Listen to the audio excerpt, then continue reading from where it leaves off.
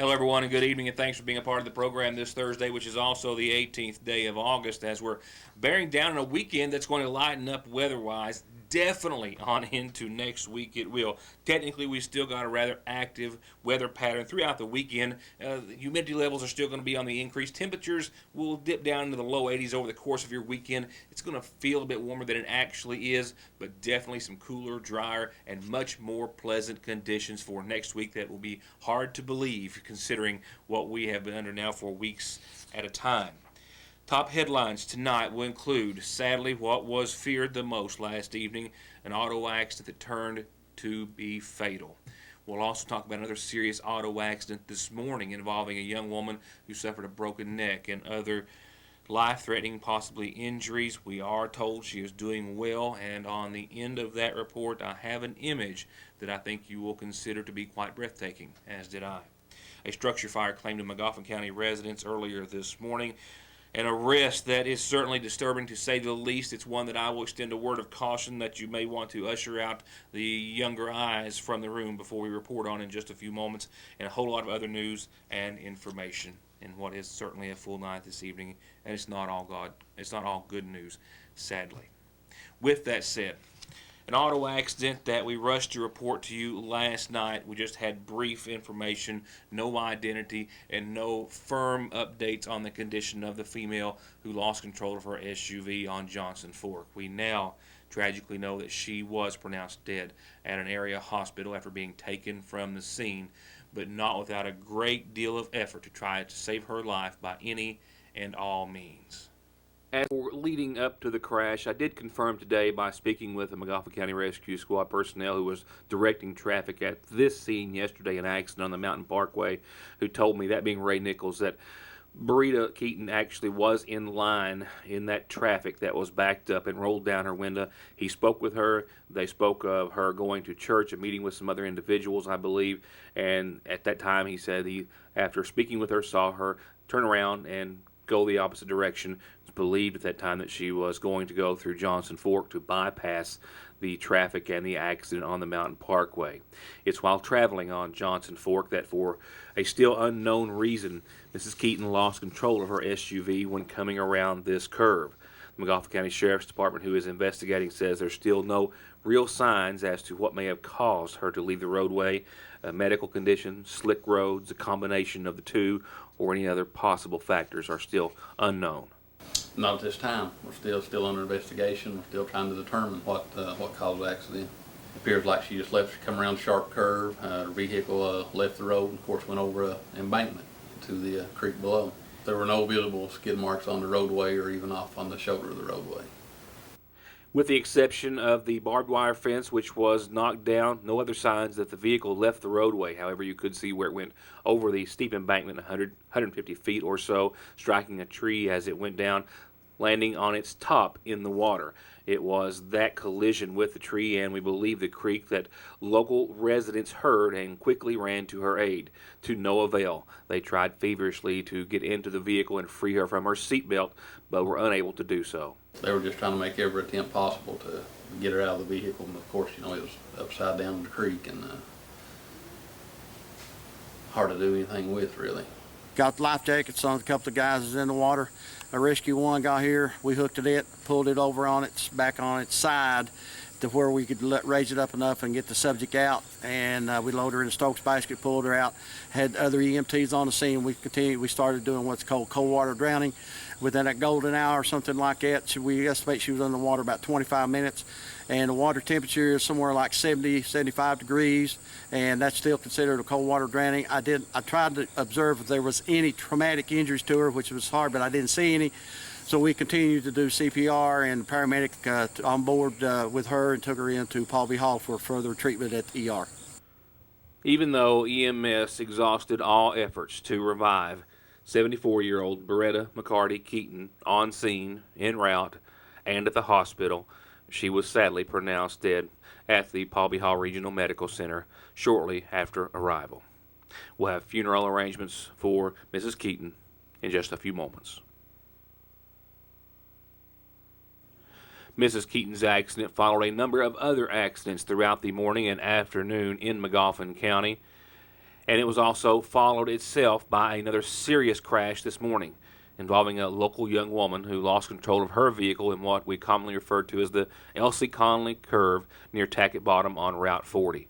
Brooke Salyer was traveling to work early this morning, shortly before the 8 o'clock hour. When she rounded a curve, the vehicle went into a slide. It's unknown if she left the roadway and overcorrected, if the rain-slickened roads were a contributing factor, as they more than likely were, or exactly what caused her vehicle to go across the opposite lane of travel and over the very steep embankment.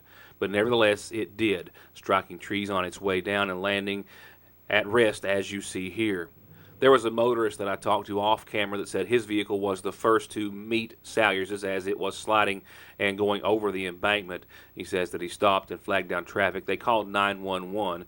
Emergency personnel soon arrived. The Salyersville Fire Department and members of the McGoffin County Rescue Squad retrieved her from over the steep embankment. She was conscious and alert, but also showing some signs of her injuries that would be more serious possibly than were determined on scene. Salyer, as a result of the collision with the tree and or trees on the vehicle's way over the embankment, suffered, as I've confirmed through family, a fractured vertebrae, or at least one fractured vertebrae in her neck. She also suffered several cracked or broken ribs, a punctured lung, and some other injuries. She was taken by ambulance to the Palby Hall Medical Center and then from there transferred to a Huntington facility for the traumatic injuries that she sustained. And while there are still a great deal of headlines to cover, I have two images to show you, the very final thing that will go out on this evening. And one of those you may have picked up on briefly during that last report about the auto accident on Route 40. If you did, or whether you didn't, be sure and stay with us. I do believe that you will find it, as did I, quite breathtaking. We'll be right back with more headlines after this. To get high-speed internet on their state-of-the-art fiber optic network for all of your home and business solutions, or to watch TV without a contract on over 200 digital channels with superb quality, or stay connected with family and friends with 24/7 telephone service you can always depend on, contact Foothills Broadband today. Or just click on their link to the right to find out how they're working to provide the latest in communications at affordable prices with exceptional service at Foothills Broadband. It began early this morning, another busy day for local emergency, EMS, fire, and law enforcement personnel, specifically with the North McGoffin Volunteer Fire Department that responded to a structure fire that was well hidden, we believe, for several hours in the Mine Fork community of McGoffin County. Before 8 o'clock this morning, members of the North McGoffin Volunteer Fire Department were notified of a structure fire, specifically a residence on Mine Fork in McGoffin County. The fire not detected as it was shielded from sight from the terrain and the distance from the roadway. In fact, had there not been a gas line still burning and emitting flame after daybreak, the fire may not have been seen until someone had returned to the residence. North McGoffin Chief Josh Jenkins says that his department was notified about the blaze and that he determined after arrival that the home was already on the ground, the fire had started sometime during the overnight, and that no one was at home at the time. 7 this morning, we got a call out about a house fire here on Mine Fork, and initial call there's just a house fire, had no other information. We come up here, and actually it was kind of up a holler, secluded, so nobody actually seen it. And time we got here and time the call come in, it was pretty much on the ground. There wasn't anything left. We've contacted the power company and the gas company to come and shut the utilities off, and per the owner, the residents, the people that owns a land contract on it is not here and is not living here. They're off working somewhere, so no one was home or in or around the house. Jenkins also noted per his preliminary report that an Andrew Helton was believed to be the resident. When we left, they were attempting to make contact with Mr. Helton at the time. And the cause was still yet to be determined. This next report is the one that I referred to at the top of the program, in which I would encourage any younger eyes or viewers to be instructed to leave the room, and we will describe this to the best of our ability as delicately as possible, but information that sadly parents should be aware of, and sadly that some are already aware of, as they were the ones that notified authorities in McGoffin County yesterday about a situation involving a man who was exposing himself at the front of his residence, standing in the front door, completely naked, touching himself in a sexual manner. A McGoffin County Sheriff's deputy received that complaint, responded to that location again today, where he found just exactly, he says, what eyewitnesses had described from a day before. Only a few hundred yards, less than a mile or so, from one of McGoffin County's elementary schools. In his police report, McGoffin County Sheriff's Deputy Neil Adams says that after receiving the complaint this morning, he had arranged to be in an unmarked vehicle and travel by the residence of 51-year-old Ralph Reisner at Higgins Branch off of Route 7, which is very near South McGoffin Elementary. He says that the initial pass that he made of Reisner's home, he did so behind a school bus full of kids going to school, and that when he looked at Reisner's residence, which sits 150 feet off of the road, with the door of Reisner's mobile home facing the road, that he saw Reisner in full view, he says in his report, standing in the doorway, the door open, nothing obstructing the view, the door or anything else, that Reisner was completely naked and touching himself in a sexual manner. Neil Adams, his report also says that he drove on up the road, turned around, came back a few moments later, and witnessed Reisner still doing the act in the doorway, naked as he was. He also says he went to another location, turned around, and came back in an effort for his investigation to make sure that Reisner could not contend that he may have been walking past the door or something of that nature. But the third time he drove by, Reisner still in the door, still masturbating openly in front of whoever would be passing by, students, adults, what have you. And that after that, Adams says that he pulled up out of sight in an unmarked vehicle and approached the residence, where when he approached the door of the mobile home, Reisner was still standing there, still in the act, but quickly pulled up his pants and tried to shield himself from the deputy. Indecent exposure in the first degree, 1 count. Indecent exposure in the second degree, 3 counts. The citation also notes that Reisner says, quote, after being questioned, that I might have been doing that. He was lodged in the Big Sandy Regional Detention Center on the before-mentioned charges. Still more headlines to come. Right now, more announcements on tonight's McGoffin Farm Bureau Community Calendar. With the 13th Annual Community Day around the corner, that was to be the focus of our calendar announcements. But I've actually got a little image, the picture I want to show you about something you can pick up. It's a little heavy, but you can pick it up during Community Day to help one of the nonprofits participating. So I'm going to forego the Community Day announcements, and I'll roll that into a report coming up in a few moments. So for now, let me just say that if you should have a calendar announcement, birthday, anniversary, or otherwise, this is how you send them to the program. They're free. All you have to do is tell me, and we'll tell everyone else about it. And remember, the show, Your News Today, is always on our website at yournewstoday.com. Turning to funeral service announcements, a service provided by the McGoffin County Funeral Home. We have listings first in honor of 61-year-old Pansy Jean Kraft Howard of Rockhouse Road, who passed away Sunday, the daughter of the late Grover and Maxine Kraft. She survived by a daughter, Jennifer Rose Howard Collett. Visitation is after 5 o'clock this evening and up until services, which are set to start in her honor tomorrow morning at 11, with visitation and services both from the Sagersville Funeral Home. We're told the burial will follow the services at the Hoskins Cemetery at Lakeville. Beretta McCarty Keaton, 74, of Sagersville, passed away yesterday. She was married to Joe Keaton, who survives, and she's also survived by her sons, Edward Neal and Jeffrey Scott Howington, and Charles David Keaton. Visitation is going to be after 5 o'clock this Friday, and then all day Saturday, and then prior to Sunday's services, which are to begin at 2 o'clock. Visitation and services from the Sagersville Funeral Home Chapel, with burial following at the Beecher McCarty Family Cemetery at Lakeville.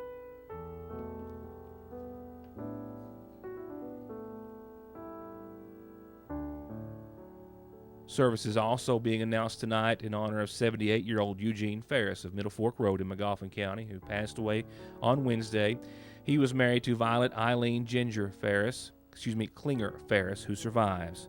Also surviving are sons Timothy and Tommy Cheney, Larry Ferris, and Alvagine Vorey, daughters Stella Kaufman, Pamela Miller, Tammy Pope, Trella Miller, and Diana Collins. Visitation is going to be Monday of next week after 5, all day Tuesday, and before services, which begin Wednesday of next week, that morning at 11, all from the Sagersville Funeral Home Chapel. Burial will be at the Brown Cemetery at Jackson. And lastly, this evening, we've been told of the passing of Jewel Dean Shepard, 66 of Sagersville, who passed away yesterday. We're also told that arrangements are incomplete at this hour, but to be announced soon by the Magoffin County Funeral Home.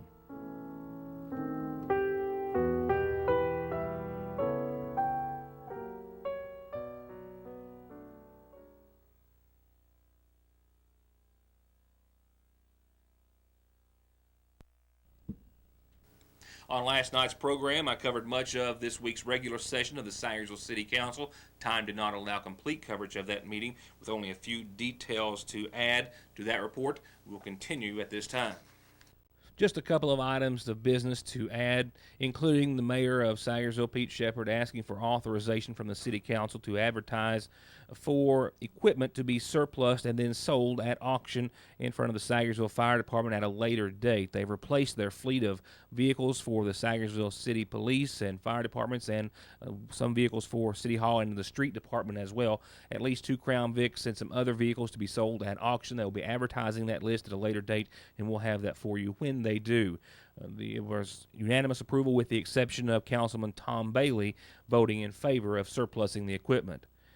There was also a proclamation that was given and signed by the mayor and council in support of Community Day, as they will be honoring our retired teachers for Community Day this Saturday. Tell you more about that in a second. They also spoke of Heritage Day plans, and we'll go over that calendar next week after we get Community Day behind us. It was also reported by the mayor that the most recent audits for the city of Sagersville have just been completed. They will be ready for presentation before the council and the public in the next few weeks. It's hard to believe, but the 13th annual Magoffin County Community Day is this Saturday in the Ramey Park. It all starts at 10 a.m. In no particular order, a full day slated for entertaining and events. In no particular order, they'll have Larry Sparks and Sideline and Taylor Austin Dye and Russell Moore in Third Time Out, and local performers Zoe Howard, Jackie Beth Arnett, the Magoffin County High School dance team, our own Miss Magoffin County Kathleen Smith, Zach and Savannah Wright. I'm repeating maybe some of these. Atkins and Loudermilk, Russell Moore in Third Time Out, Larry Sparks. You get the idea. It's going to be a great show for just $10. And remember, the day of this Saturday is when you can take advantage of their new Family 4 deal. Kids under 12 get in free. But the day of the show and the day of the Community Day events, 2 adults and 2 kids, 12 to 18, all get in for $20. And that's just an outstanding deal because they want to make sure everyone gets in on all the fun and entertainment. They've got a slate full of games for the kids, the relay race and limbo and balloon toss and all that. The money machine is going to be there. You know the drill. We've done this for 12 times now. It's a complete day full of fun, and as little as $10, and actually even less than that if you take advantage of the discounts, get you into all that fun. So major prizes, huge amount of entertainment for that little of an entry fee, and of course all the food booths and all the things that are going to be given away. This year, so far I've only got one. We usually have several. I know I saw that District 3 today has some really nice guns, long and handguns, that they're raffling off for a few dollars, and a lot of other big prizes to be raffled off as well, including a very unique purchase you can make while they're supporting one of those nonprofits that will be a part of Community Day, hoping that you can help them raise funds for their cause. If you are of a historical nature or have a tie to the old John T. Arnott Elementary School, you'll want to find the South Community Activist booth. That's because beginning this Saturday at Community Day, the South Magoffin Community Activists will have actual bricks that used to construct the John T. Arnott Elementary building. They also are adorned with a cosmetic commemorative plaque, this brass-colored plaque, which it doesn't show up real well on your screen, but it has an engraving of a picture of the school. Also tells that the John T. Arnott Elementary School stood from 1957 to 2008, I believe it was, if I'm correct there. Nevertheless, all proceeds from the sales of these bricks will go toward providing and building a community cultural center on the same very site. They're just $10. But they will gladly accept some other donations if you'd like to pay a little more. It's a really great idea, really cool idea, and they're going to be one of many local nonprofit organizations where you can find some really neat things from and help them raise funds to further their cause throughout the next year. Community Day, Saturday morning, starting at 10. I've got a couple of important things to show you, and just going to take a little time with your Licking Valley RACC forecast tonight. 68 degrees tonight. Ultimately, we're still at 81 out there at the 6 o'clock show. Mostly cloudy with some fog thereafter, a 20% chance of some isolated showers. They are light in nature and in and around the viewing area. You might see a sprinkle or two. Tomorrow for your Friday, 82 degrees. Scattered showers and thunderstorms possible after 10 in the morning to the tune of only about 30%. Saturday, we've got a better shot, sadly, of some showers and storms. 82 for your high, mostly cloudy, and a 50% shot of some showers and storms on your Saturday. Sunday, another cold front comes. It's going to be another wet one, possibly a stormy one. The good news is, from Monday of next week through maybe Tuesday, Wednesday, Thursday, upper 70s, low 80s, very low 80s, and sunny and clear and gorgeous. Before I leave you with two images that I want to share tonight, I want to leave you with this that we'll be covering tomorrow on the program, the McGoffin County Fiscal Court meeting, which was set for today at 5. We did have a camera there. We'll be talking, I do believe, with our new head football coach at the McGoffin County High School before tomorrow night's home kickoff, as well as a special report that I finally have all my materials in for, and I'm so glad to share with you on tomorrow's program. We've held it off for days, and it's all going to happen tomorrow. For the remainder of this evening, I do have a couple of images, as I said, to share. One, I don't even know how to describe either one, to be quite honest. We'll show the first, actually one that was printed in a recent edition this week of the Lexington Herald Leader, which is somewhat self-explanatory. The other comes from video that I shot earlier today at an auto accident. You may have picked up on this site during coverage in the earlier report. Whether you did or didn't, take a look at this. As for the first, I couldn't help but share a political caricature, a cartoon from the Herald Leader earlier this week that needs little explanation, just a quick read. No background needed, I don't think, just another venue to be seen in case you didn't catch it in the paper earlier this week. Joel Potts' image in Monday or Tuesday's edition, clearly taking a hit, very well deserved, at McGoffin County vote buying. And the second image will come clearer as it comes closer. I'll be posting this on my Facebook page shortly. A tree that was struck earlier today by Brooke Salyer after her car left the roadway and struck the tree before it went over the embankment. Seriously injured, traumatic injuries. And after the report was over, I noticed the tree. And then I zoomed in on the tree, as you are now. And I don't think that you can help but notice what you'll start to see in the tree if you haven't already. Whether you're a fan of guardian angels or looking for a little inspiration, the face appears to be very, very, very clear. Good night, everyone. Thanks for being a part of the show. We'll see you back here tomorrow night.